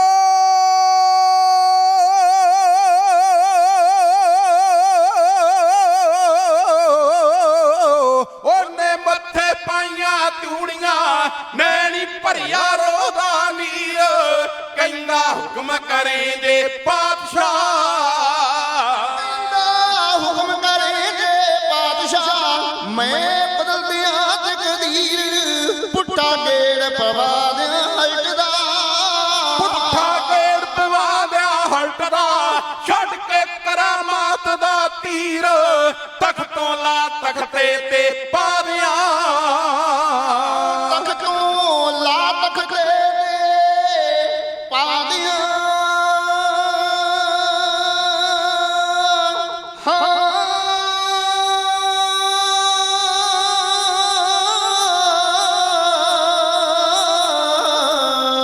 ਤਖਤੋਂ ਲਾ ਤਖਤੇ ਤੇ ਪਾ ਦਿਆਂ, ਜ਼ੁਲਮੀ ਰਾਜੇ ਸਨੇ ਵਜ਼ੀਰ, ਵੈਰਨ ਬਣੀ ਜੋ ਤੁਹਾਡੀ ਜਾਂਦੀ, ਵੈਰਨ ਬਣੀ ਜੋ ਤੁਹਾਡੀ ਜਾਣਦੀ, ਸਾਰੀ ਕਰ ਦਿਆਂ ਖਤਮ ਵਹੀਰ, ਫੜ ਕੇ ਦਿੱਲੀ ਅਤੇ ਲਾਹੌਰ ਨੂੰ, ਫੜ ਕੇ ਦਿੱਲੀ ਅਤੇ ਲਾਹੌਰ ਨੂੰ, ਪਲ ਵਿੱਚ ਕਰ ਦਿਆਂ ਲੀਰੋ ਲੀਰ, ਠੰਡੇ ਸਾਗਰ ਵਿੱਚ ਅੱਗ ਲਾ ਦਿਆਂ, ਠੰਡੇ ਸਾਗਰ ਵਿੱਚ ਅੱਗ ਲਾ ਦਿਆਂ, ਫੜ ਕੇ ਦਿਆਂ ਬੇਦਨੀ ਚੀਰ, ਤਾਰੇ ਲਾ ਕੇ ਕੁੱਲ ਆਕਾਸ਼ ਦੇ, ਤਾਰੇ ਲਾ ਕੇ ਕੋਈ ਆਕਾਸ਼ ਦੇ, ਭੇਟਾ ਚਰਨੀ ਤਰੇ ਫਕੀਰ, ਠੰਡੀਆਂ ਛਾਵਾਂ ਬਾਗ ਉਜਾੜ ਕੇ, ਠੰਡੀਆਂ ਛਾਵਾਂ ਬਾਗ ਉਜਾੜ ਕੇ, ਬੁੱਢੋ ਪੁੱਟ ਦਿਆਂ ਜੰਡ ਕਰੀਰ, ਹਾਹਾਕਾਰ ਮਚਾ ਦਿਆਂ ਜੱਗ ਤੇ, ਹਾਹਾਕਾਰ ਮਚਾ ਦਿਆਂ ਜੱਗ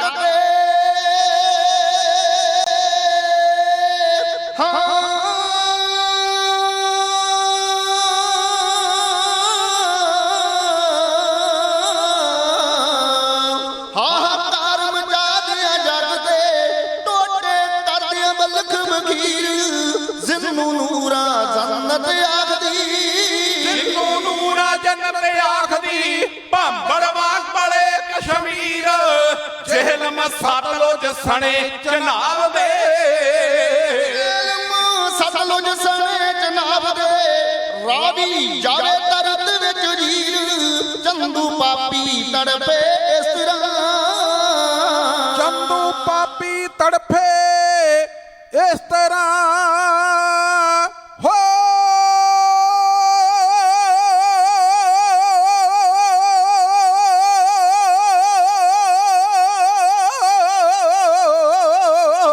ਚੰਦੂ ਪਾਪੀ ਤੜਫੇ ਇਸ ਤਰ੍ਹਾਂ, ਮੱਛੀ ਤੜਫੇ ਜੋ ਬਿਨ ਨੀਰ, ਕੀੜੇ ਚੱਲਣ ਵਿੱਚ ਸਰੀਰ ਦੇ, ਚੱਲਣ ਵਿੱਚ ਸਰੀਰ ਦੇ, ਰੋਵੇ ਕੀਤੀ ਨੂੰ ਜਾਗੀਰ, ਸਿਰ ਤੋਂ ਤਾਜ ਸੁਨਹਿਰੀ ਲਾਵਿਆ, ਸਿਰ ਤੋਂ ਤਾਂ ਸੁਨਹਿਰੀ ਲਾਦਿਆਂ, ਪਾਵਾਂ ਮੋਤੀ ਗਲੇ ਜੰਜੀਰ, ਠੂਠੇ ਫੜ ਕੇ ਵੇਖਾਂ ਮੰਗਦੇ, ਝੂਠੇ ਫੜ ਕੇ ਵੇਖਾਂ ਮੰਗਦੇ, ਵੱਡੇ ਜਗ ਦੇ ਆਲਮਗੀਰ, ਮੇਰੇ ਸਬਰਾਂ ਦੀ ਹੱਦ ਮੁੱਕ ਗਈ, ਮੇਰੇ ਸਬਰਾਂ ਦੀ ਹੱਦ ਮੁੱਕ ਗਈ, ਮੇਰਾ ਦਿਲ ਨਹੀਂ ਧਰਦਾ ਤੀਰ, ਕਰਦੇ ਕਿ ਇਸ਼ਾਰਾ ਦਾਦਿਆ,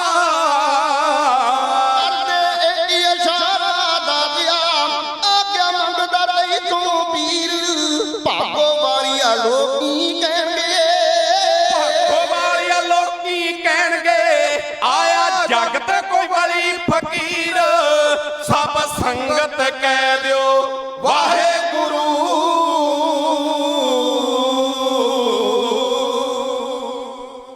ਇੱਕ ਗੱਲ ਯਾਦ ਰੱਖੋ ਖਾਲਸਾ ਜੀ, ਦੁਨੀਆ ਦੇ ਅੰਦਰ ਕਿਸੇ ਵੀ ਕੌਮ ਦੇ ਅੰਦਰ ਸਮੁੱਚੇ ਤੌਰ ਤੇ ਲੋਕ ਮਾੜੇ ਨਹੀਂ ਹੁੰਦੇ। ਹਰ ਧਰਮ ਵਿੱਚ, ਹਰ ਕੌਮ ਵਿੱਚ, ਹਰ ਮਜ਼ਹਬ ਵਿੱਚ ਤੁਹਾਨੂੰ ਬਹੁਤ ਨੇਕ ਦਿਲ, ਇਨਸਾਫ ਪਸੰਦ ਆਦਮੀ ਮਿਲ ਜਾਣਗੇ, ਔਰ ਇਤਿਹਾਸ ਉਹਨਾਂ ਨੂੰ ਉਸ ਰੂਪ ਵਿੱਚ ਯਾਦ ਕਰਦਾ ਹੈ। ਨਾ ਸਭ ਹਿੰਦੂ अच्छे हैं, ना मुसलमान अच्छे हैं, दिल जिनके नेक हैं वो इंसान अच्छे हैं।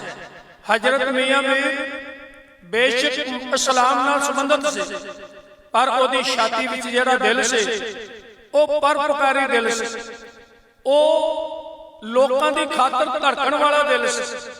ਔਰ ਧੰਨ ਗੁਰੂ ਅਰਜਨ ਦੇਵ ਪਾਤਸ਼ਾਹ ਮਹਾਰਾਜ ਜੀ ਦੇ ਸਮੇਂ ਉਹਨੇ ਜਿਹੜੀ ਗੱਲ ਕਹੀ ਉਹ ਸਾਡੇ ਇਤਿਹਾਸ ਦਾ ਹਿੱਸਾ ਹੈ। ਜਦ ਤੱਕ ਚੰਨ ਸੂਰਜ ਤਾਰੇ ਰਹਿਣਗੇ, ਸਤਿਗੁਰਾਂ ਦੀ ਸ਼ਹੀਦੀ ਦਾ ਵਰਣਨ ਹੋਵੇਗਾ, ਉਹਦੇ ਵਿੱਚੋਂ ਉਸ ਮੁਸਲਮਾਨ ਦਰਵੇਸ਼ ਦੀ ਇਹ ਕੀਤੀ ਹੋਈ ਕਰਨੀ ਦਾ ਜ਼ਿਕਰ ਆਵੇਗਾ। ਧੰਨ ਗੁਰੂ ਅਰਜਨ ਦੇਵ ਪਾਤਸ਼ਾਹ ਮਹਾਰਾਜ ਦੇ ਸਮੇਂ ਬਹੁਤ ਸਾਰੇ ਇਸ ਤਰ੍ਹਾਂ ਦੇ ਲੋਕ ਸਨ ਜਿਹੜੇ ਗੁਰਦੇਵ ਪਾਤਸ਼ਾਹ ਮਹਾਰਾਜ ਦੇ ਚਰਨਾਂ ਨਾਲ ਉਹਨਾਂ ਦੀ ਕਰਨੀ ਕਰਕੇ ਜੁੜੇ ਹੋਏ ਸਨ। ਇਤਿਹਾਸ ਦੱਸਦਾ ਹੈ ਮਹਾਰਾਜ ਜੀ ਦੇ ਵਕਤ ਸ੍ਰੀ ਦਰਬਾਰ ਸਾਹਿਬ ਜੀ ਦੇ ਅੰਦਰ ਕੀਰਤਨ ਕਰਨ ਵਾਲੇ ਰਾਗੀਆਂ ਦੀ ਗਿਣਤੀ 10 ਸੀ। ਉਹਦੇ ਵਿੱਚੋਂ 9 ਰਾਗੀ ਇਸਲਾਮ ਨਾਲ ਸੰਬੰਧਿਤ ਸਨ, ਜਿਹੜੇ ਰਾਗਾਂ ਦੇ ਮਾਹਰ ਸਨ। ਮਹਾਰਾਜ ਜੀ ਨੇ ਉਹਨਾਂ ਦਾ ਮਜ਼ਹਬ ਨਹੀਂ ਵੇਖਿਆ, ਉਹਨਾਂ ਦੀ ਜਾਤ ਨਹੀਂ ਵੇਖੀ, ਇਹ ਵੇਖਿਆ ਕਿ ਇਹਨਾਂ ਵਿੱਚ ਕੀਰਤਨ ਕਰਨ ਦੀ ਕਲਾ ਹੈ ਔਰ ਉਹਨਾਂ ਨੂੰ ਉਸ ਧਰਮ ਸਥਾਨ ਦੇ ਅੰਦਰ ਸਥਾਨ ਦਿੱਤਾ।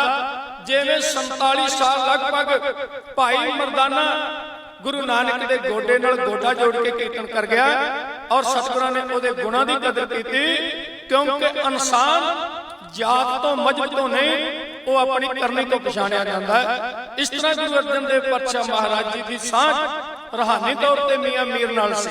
ਦੂਸਰਾ ਪੱਖ 1598 ਦੇ ਕਰੀਬ ਕਾਲ ਪੈ ਗਿਆ ਸੀ, ਬੜਾ ਭਿਆਨਕ ਕਾਲ।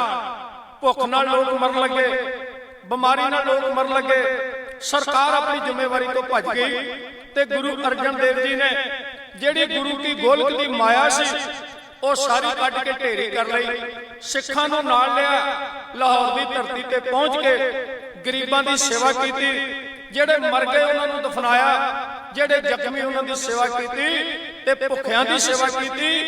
ਇਸ ਚੀਜ਼ ਨੇ ਮੀਆਂ ਮੀਰ ਦੇ ਦਿਲ ਉੱਤੇ ਐਡਾ ਵੱਡਾ ਅਸਰ ਕਰ ਦਿੱਤਾ ਕਿ ਇਸ ਪੂਰੇ ਸੰਸਾਰ ਵਿੱਚ ਜੇ ਕੋਈ ਲਕਾਈ ਨਾਲ ਹਮਦਰਦੀ ਕਰਨ ਵਾਲਾ ਧਰਮ ਹੈ ਤੇ ਉਹ ਗੁਰੂ ਨਾਨਕ ਸਾਹਿਬ ਜੀ ਦਾ ਘਰ ਹੈ, ਜਿੱਥੇ ਜਾਤ ਪਾਤ ਹੱਦਾਂ ਸਰਹੱਦਾਂ ਨਹੀਂ ਵੇਖੀਆਂ ਜਾਂਦੀਆਂ, ਕੇਵਲ ਇਨਸਾਨੀਅਤ ਨੂੰ ਵੇਖ ਕੇ ਉਹਦੀ ਸੇਵਾ ਕੀਤੀ ਜਾਂਦੀ ਹੈ। ਤਾਂ ਅੱਜ ਵਾਰੀ ਸੀ ਉਹਦੀ ਪਰਖ ਸੀ।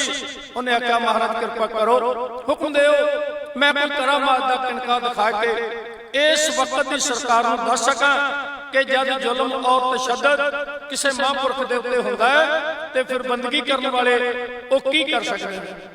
ਪਰ ਭਾਣੇ ਦੀ ਮੂਰਤ, ਦਇਆ ਦੇ ਸਾਗਰ, ਪਿਆਰ ਔਰ ਹਮਦਰਦੀ ਦੇ ਮੁਜੱਸਮੇ ਧੰਨ ਗੁਰੂ ਅਰਜਨ ਦੇਵ ਪਾਤਸ਼ਾਹ ਮਹਾਰਾਜ ਜੀ ਮੁਸਕਰਾ ਕੇ ਕਹਿਣ ਲੱਗੇ, ਮੀਆਂ ਮੀਰ ਇਹ ਆਗਿਆ ਨਹੀਂ ਦਿੱਤੀ ਜਾ ਸਕਦੀ। ਮਹਾਰਾਜ ਕਿਉਂ?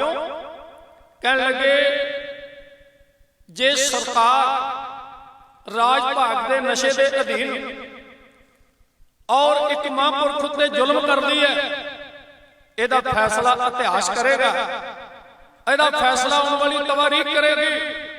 ਪਰ ਜੇ ਅਸੀਂ ਰੋਹ ਵਿੱਚ ਆ ਕੇ ਬਦਲਾ ਲੈਣ ਵਾਸਤੇ ਕੋਈ ਕਰਾਮਾਤ ਦਾ ਆਸਰਾ ਲਈਏ, ਇਹ ਗੱਲ ਅਧੂਰੀ ਹੋਵੇਗੀ, ਇਹ ਇਮਤਿਹਾਨ ਪੂਰਾ ਨਹੀਂ ਹੋਵੇਗਾ। ਯਾਦ ਰੱਖੋ ਖਾਲਸਾ ਜੀ, ਸ਼ਹੀਦ ਉਹ ਹੁੰਦਾ ਹੈ ਜਿਹੜਾ ਆਪਣੇ ਵਿਚਾਰਾਂ ਤੋਂ ਨਾ ਥਿੜਕੇ। ਉਹਦੇ ਰਸਤੇ ਵਿੱਚ ਅਨੇਕਾਂ ਮੁਸ਼ਕਲਾਂ ਆਉਣ ਔਰ ਜ਼ਿੰਦਗੀ ਉਸ ਨੂੰ ਰਸਤਾ ਦੇਵੇ, ਬਚਾ ਦੇ, ਕਈ ਮੌਕੇ ਆਉਣ, ਪਰ ਉਹ ਸਾਰੇ ਮੌਕਿਆਂ ਨੂੰ ਠੁਕਰਾ ਦੇਵੇ ਤੇ ਆਪਣੀ ਗੱਲ ਤੇ ਅੜਿਆ ਰਹੇ ਤੇ ਉਹਨੂੰ ਮਰਨ ਤੋਂ ਬਾਅਦ ਸ਼ਹੀਦ ਮੰਨਿਆ ਜਾਂਦਾ ਹੈ। ਆਪਾਂ ਪੜ੍ਹਦੇ ਹਾਂ ਕੁਰੂਕਸ਼ੇਤਰ ਦੇ ਮੈਦਾਨ ਵਿੱਚ ਲੱਖਾਂ ਲੋਕ ਮਰੇ ਨੇ। ਅੱਜ ਤੱਕ ਕਿਸੇ ਹਿੰਦੂ ਆਚਾਰੀਆ ਨੇ, ਕਿਸੇ ਵਿਦਵਾਨ ਨੇ ਉਹਨਾਂ ਮਰਨ ਵਾਲਿਆਂ ਨੂੰ ਸ਼ਹੀਦ ਨਹੀਂ ਕਿਹਾ, ਕਿਉਂਕਿ ਉਹਨਾਂ ਦੀ ਮੌਤ ਦਾ ਕਾਰਨ ਉਹਨਾਂ ਨੂੰ ਸ਼ਹਾਦਤ ਦੇ ਮਾਪਦੰਡ ਤੱਕ ਨਹੀਂ ਖੜਦਾ। ਸ਼ਹਾਦਤ ਉਹ ਹੁੰਦੀ ਹੈ ਜਿਹਦਾ ਕੋਈ ਮਨੋਰਥ ਹੋਵੇ ਔਰ ਸਰਬ ਸਾਂਝੀਵਾਲਤਾ ਤੇ ਪਰਉਪਕਾਰ ਨਾਲ ਜੁੜਿਆ ਹੋਵੇ, ਵਿਚਾਰਾਂ ਦੀ ਸੁਤੰਤਰਤਾ ਨਾਲ, ਮਨੁੱਖੀ ਅਧਿਕਾਰਾਂ ਨਾਲ ਜੁੜਿਆ ਹੋਵੇ।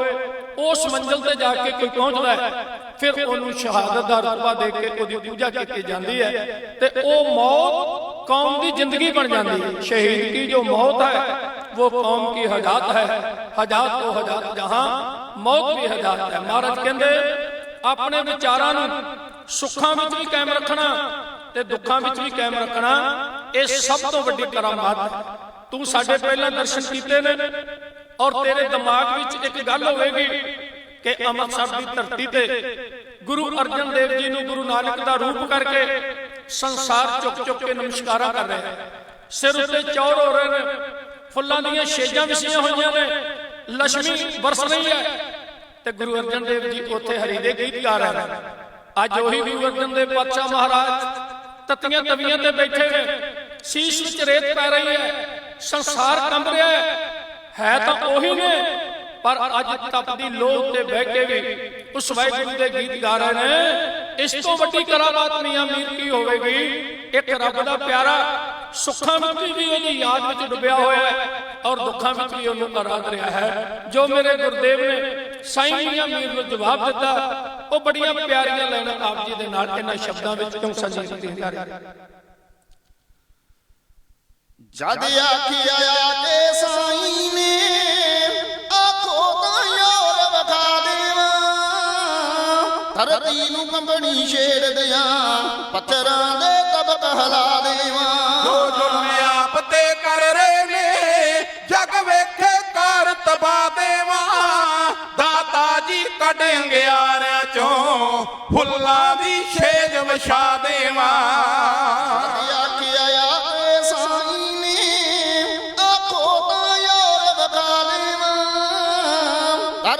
कंबणी छेड़ दियां, पत्थरां दे तबक हिला देवा। जो जुल्म आप ते कर रहे ने जग वेखे कर तबा देवा, दाता जी कढेंगे आरियां चों फुल्लां दी छेज वछा देवा। क्यों आसन लाया तवी उत्ते, क्यों आसन लाया तवी उत्ते, सिर ततीरे दा पै रही है, अज बिना कसूरों दाता जी जिंद कोमल दुखड़े सह रही है। जद लगदी फांसी चोरां नूं कोई फलक तरोस मनाउंदी नहीं, पर कहर होवे क्यों संतां ते इह गल इंसाफ नूं पाउंदी नहीं। गल सुन के सारी साईं दी सतगुर ने बिरती खोली है, मानो जो ਪਿਆਰ ਦੇ ਸਾਗਰ ਚੋਂ ਕੋਈ ਪਿਆਰ ਦੀ ਮੂਰਤ ਬੋਲੀ ਏ। ਸਤਿਗੁਰ ਜੀ ਕਹਿੰਦੇ ਸਾਈਂ ਜੀ ਅਸੀਂ ਉਸ ਦਾ ਹੁਕਮ ਵਜਾਉਣਾ ਏ। ਸੁੱਖਾਂ ਵਿੱਚ ਗਾਉਣੇ ਗੀਤ ਉਹਦੇ, ਸੁੱਖਾਂ ਵਿੱਚ ਸ਼ੁਕਰ ਮਨਾਉਣਾ ਏ। ਸਾਡਾ ਏ ਅਸੀਂ ਉਹਦੇ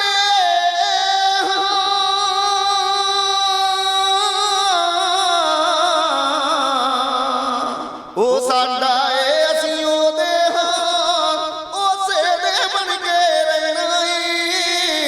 ਉਹ ਯਾਰ ਦੇਵੇ ਹੱਸ ਪੀ ਲਈਏ ਨਾ ਉਸ ਨੂੰ ਮਾੜਾ ਕਹਿਣਾ ਏ। ਉਹਦਾ ਅੰਤ ਕਿਸੇ ਨਾ ਪਾਇਆ ਏ, ਉਹਦੀ ਲੀਲਾ ਅਜਬ ਨਿਆਰੀ ਏ। ਉਹਦੇ ਹੁਕਮ ਦਾ ਪਾਣੀ ਭਰਦੀ ਪਈ ਜੋਰ ਜੀ ਸਰਸਟੀ ਸਾਰੀ ਏ। ਉਹਦੇ ਹੁਕਮ ਚ ਧਰਤੀ ਆਕਾਸ਼ ਖੜੇ, ਉਹਦੇ ਹੁਕਮ ਚ ਵਗਦੀ ਪੌਣ ਸਾਈਂ। ਉਹਦੇ ਹੁਕਮ ਚ ਤਪਦਾ ਹਾਰ ਦਸੇ, ਉਹਦੇ ਹੁਕਮ ਚ ਵਸਦਾ ਸੌਣ ਸਾਈਂ। ਉਹਦੇ ਹੁਕਮ ਚ ਚੰਨ ਤੇ ਸੂਰਜ ਨੇ, ਉਹਦੇ ਹੁਕਮ ਚ ਦਿਨ ਤੇ ਰਾਤ ਸਾਈਂ। ਉਹਦੇ ਹੁਕਮ ਚ ਤਾਰਾ ਸਰਗੀ ਦਾ ਅੰਬਰਾਂ ਚੋਂ ਪਾਉਂਦਾ ਝਾਕ ਸਾਈਂ। ਉਹਦੇ ਹੁਕਮ ਦੇ ਵਿੱਚ ਬਸੰਤ ਖਿੜੇ, ਉਹਦੇ ਹੁਕਮ ਚ ਪਤਝੜ ਆਉਂਦੀ ਏ। ਉਹਦੇ ਹੁਕਮ ਚ ਬੁਲਬੁਲ ਬਾਗਾਂ ਦੀ ਬਹਿ ਗੀਤ ਖੁਸ਼ੀ ਦੇ ਗਾਉਂਦੀ ਏ। ਉਹਦੇ ਹੁਕਮ ਚ ਸੋਕੇ ਲੱਗਦੇ ਨੇ, ਉਹਦੇ ਹੁਕਮ ਚ ਇੰਦਰ ਵਸਦਾ ਏ। ਉਹਦੇ ਹੁਕਮ ਚ ਚਿੱਟੀਆਂ ਕਲੀਆਂ ਤੇ ਖਿੜ ਖਿੜ ਕੇ ਜੋਬਨ ਹੱਸਦਾ ਏ। ਉਹਦੇ ਹੁਕਮ ਦੇ ਵਿੱਚ ਗਰੀਬੀ ਏ, ਉਹਦੇ ਭੈ ਵਿੱਚ ਦਾਤ ਅਮੀਰੀ ਦੀ। ਉਹਦੇ ਭੈ ਵਿੱਚ ਗੁੰਜਰਾਂ ਤਲਕਦੀਆਂ, ਉਹਦੇ ਹੁਕਮ ਚ ਰਮਜ ਫਕੀਰੀ ਦੀ। ਉਹਦੇ ਹੁਕਮ ਚ ਲਾਟਾਂ ਅੱਗ ਦੀਆਂ, ਉਹਦੇ ਹੁਕਮ ਚ ਅੱਗ ਦਾ ਸੇਕ ਸਾਈਂ। ਉਹਦੇ ਹੁਕਮ ਚ ਤਵੀਆਂ ਤਪ ਰਹੀਆਂ, ਉਹਦੇ ਹੁਕਮ ਚ ਪੈਂਦੀ ਰੇਤ ਸਾਈਂ। ਉਹ ਪਲ ਵਿੱਚ ਰਾਜੇ ਰਾਣਿਆਂ ਨੂੰ, ਉਹ ਪਲ ਵਿੱਚ ਰਾਜੇ ਰਾਣਿਆਂ ਨੂੰ ਫੜਾ ਝੂਠੇ ਭੀਖ ਮੰਗਾ ਸਕਦਾ। ਕਰ ਨਿਗਾਹ ਸਵੱਲੀ ਪਿੰਗਲੇ ਨੂੰ ਪਰਬਤ ਦੀ ਟੀਸ ਚੜਾ ਸਕਦਾ। ਹੰਸਾਂ ਨੂੰ ਬੋਟ ਖਵਾ ਦੇਵੇ, ਸ਼ੇਰਾਂ ਨੂੰ ਘਾਸ ਖਵਾ ਸਕਦਾ। ਗੱਲਾਂ ਹੋਰ ਛੱਡੋ ਸਭ ਸਾਈਂ ਜੀ, ਉਹ ਮੁਰਦਿਆਂ ਤਾਈਂ ਜਵਾ ਸਕਦਾ। ਜਿਨਕਾ ਉਸ ਦੀ ਰਹਿਮਤ ਦਾ ਤੇਰੀ ਕਰਾਮਾਤ ਤੋਂ ਪਾਏ। ਇੱਕ ਪਿਆਲਾ ਉਹਦੇ ਅਮਰਤ ਦਾ ਪੀ ਸਕਦਾ ਆਲਮ ਸਾਰਾ ਏ। ਗੱਲ ਮੂੰਹ ਨਾਲ ਕਹਿਣੀ ਸੌਖੀ ਏ, ਪਰ ਤੋੜ ਨਿਭਾਉਣੀ ਔਖੀ ਏ। ਭਾਣੇ ਨੂੰ ਮੰਨਣਾ ਕਠਨ ਬੜਾ, ਕਰਾਮਾਤ ਵਖਾਉਣੀ ਸੌਖੀ ਏ। ਸਾਡੇ ਹਿਰਦੇ ਅੰਦਰ ਵੇਖ ਸਾਈਂ, ਸਾਡੇ ਹਿਰਦੇ ਅੰਦਰ ਵੇਖ ਸਾਈਂ। ਕੋਈ ਰਾਗ ਲਾਈ ਛਿੜਿਆ ਏ, ਤੱਕ ਅਜਬ ਕਰਿਸ਼ਮਾ ਕੁਦਰਤ ਦਾ ਤਨ ਸੜਦਾ ਏ ਮਨ ਖਿੜਿਆ ਏ। ਫਿਰ ਵੇਖਿਆ ਗੋ ਨਾਲ ਸਾਈਂ ਨੇ, ਹੋ ਹਿਰਦੇ ਅੰਦਰ ਨੂਰ ਗਿਆ। ਜੋ ਕਿਲਾ ਸੀ ਬਣਿਆ ਹਉਮੈ ਦਾ, ਹੋਵੇ ਚਪਲਾਂ ਦੇ ਚੂਰ ਗਿਆ। ਨਾ ਚਿਰ ਸਾਈਂ ਬੋਲਿਆ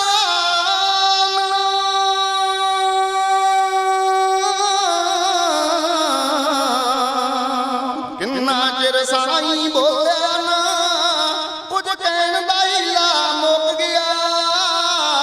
ਸ਼ਰਦਾ ਨਾਲ ਸਜਦੇ ਕਰਦੇ ਦਾ ਸਿਰ ਝੁਕਦਾ ਝੁਕਦਾ ਝੁਕ ਗਿਆ।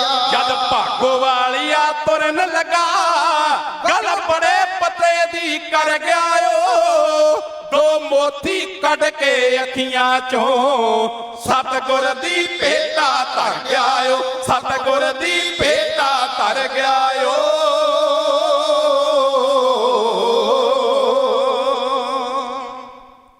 ਇਸ ਤਰ੍ਹਾਂ ਵੇ ਪੰਜਵੇਂ ਪਾਤਸ਼ਾਹ ਸਾਹਿਬ ਸ੍ਰੀ ਗੁਰੂ ਅਰਜਨ ਦੇਵ ਪਾਤਸ਼ਾਹ ਮਹਾਰਾਜ ਦੁੱਖ ਸੀ ਇਹ ਝੱਲਦਿਆਂ ਹੋਇਆਂ ਸੱਚ ਨੂੰ ਜਿੰਦਾ ਰੱਖਣ ਵਾਸਤੇ 30 ਮਈ 1606 ਈਸਵੀ ਨੂੰ ਸ਼ਹਾਦਤ ਦਾ ਜਾਮ ਪੀ ਕੇ ਸਦਾ ਲਈ ਅਮਰ ਹੋ ਗਏ। ਉਹਨਾਂ ਦੀ ਸ਼ਹਾਦਤ ਤੋਂ ਬਾਅਦ ਸਿੱਖ ਇਤਿਹਾਸ ਇੱਕ ਨਵਾਂ ਮੋੜ ਕੱਟਦਾ ਹੈ, ਇੱਕ ਨਵੀਂ ਕਰਵਟ ਆਉਂਦੀ ਹੈ, ਜਿਹਨੂੰ ਵਿਦਵਾਨ ਲੋਕਾਂ ਨੇ ਇਦਾਂ ਵੀ ਲਿਖਿਆ ਹੈ, ਦੀ death of Guru Arjan is A grade turning point in the Sikh history. ਭਾਵ ਉਹ ਹੱਥ ਜਿਹੜੇ ਕੇਵਲ ਮਾਲਾ ਦੇ ਮਣਕਿਆਂ ਤੱਕ ਸੀਮਿਤ ਸਨ, ਉਹ ਫਿਰ ਤਲਵਾਰਾਂ ਦੀਆਂ ਧਾਰਾਂ ਨੂੰ ਟੋਹਣ ਲੱਗ ਪਏ। ਇਹ ਤਬਦੀਲੀ ਕੀ ਹੋਈ, ਅਗਲੇ ਇਤਿਹਾਸ ਦੇ ਪੰਨਿਆਂ ਵਿੱਚ ਇਸ ਦਾ ਜ਼ਿਕਰ ਹੈ। ਭਾਈ ਜੋਗਾ ਸਿੰਘ ਭਾਗੋਵਾਲੀਆ ਸਮੇਤ ਸਾਥੀਆਂ ਆਪਣੀਆਂ ਭੁੱਲਾਂ ਦੀ ਖਿਮਾ ਮੰਗਦਾ ਹੋਇਆ ਆਪ ਜੀ ਤੋਂ ਆਗਿਆ ਲੈ ਰਿਹਾ ਹੈ। ਕਿਰਪਾ ਕਰੋ, ਫਤਿਹ ਬੁਲਾਓ। ਵਾਹਿਗੁਰੂ ਜੀ ਕਾ ਖਾਲਸਾ, ਵਾਹਿਗੁਰੂ ਜੀ ਕੀ ਫਤਿਹ।